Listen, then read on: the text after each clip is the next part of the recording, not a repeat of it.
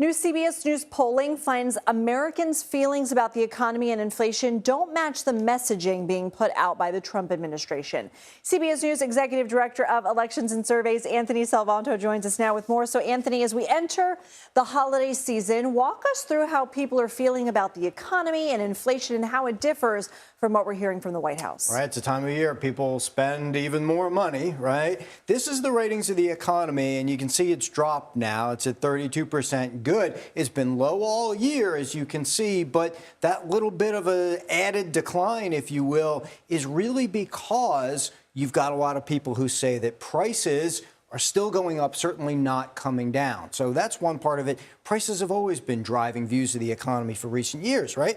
Now, what you mentioned there at the top, this is the 6 in 10 who say that they think the administration is making things sound better than they really are. So a bit of a disconnect. Look, any president is going to sometimes try to be upbeat, right? Be optimistic, especially about economic things. But at the same time, this is a disconnect that people are seeing and what they're hearing out of the White House. And a big part of that is they're saying not enough attention to the economy.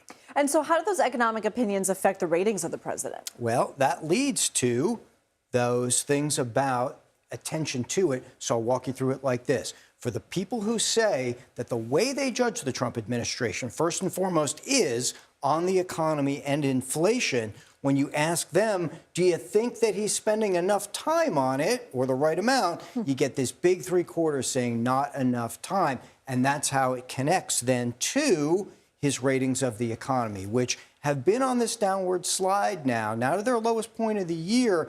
Things started off very optimistically. Back in the early part of the year, people told us in the polling they expected prices to come down. They expected the economy to get better. So part of what you see in this drop-off is that comparison to those expectations, where they're still, as I said at the top, still seeing prices too high for them. Okay, Anthony Salvanto, thank you. Thank you.